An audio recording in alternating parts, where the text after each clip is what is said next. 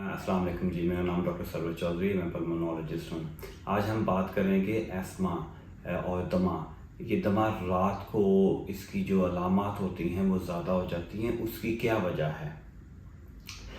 आपको पता होगा कि दमा जो होता है उसके अंदर जो सांस की जो नालियाँ हैं वो सिकुड़ जाती है, उनके अंदर इन्फ्लेमेशन होती है और बलगम पैदा होती है, जिसकी वजह से सांस लेने में दुश्वारी होती है।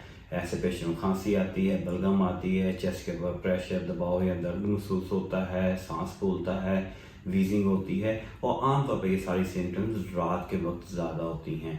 उसकी वजह ये होती है कि रात के वक्त हमारी जो सांस की नालियाँ हैं आमतौर पे 10 से 15% सिकुड़ जाती हैं।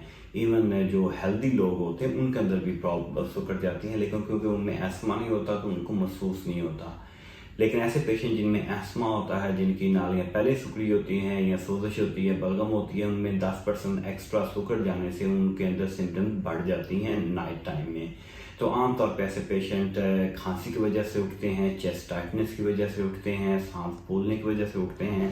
तो इसके अलावा कुछ और कॉजेज़ भी होते हैं जो कि ये सिम्टम्स कर सकते हैं रात के वक्त, लेकिन एस्थमेटिक में the most common thing is के ये अनकंट्रोल्ड या सब ऑप्टिमल कंट्रोल्ड एस्थमा या दमा होता है, जिस वजह से आपको ये अलामात होती हैं।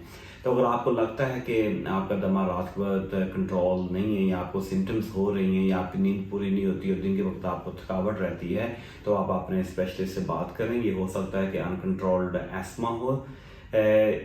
अनकंट्रोल्ड या सब ऑप्टिमल कंट्रोल एस्मा को हम बड़े आसानी से मज़ीद बेहतर कर सकते हैं। देयर लॉट ऑफ मेडिकेशन, बहुत सारी दवाइयाँ हैं जिससे हम एस्मा कंट्रोल बेहतर से बेहतर अचीव कर सकते हैं।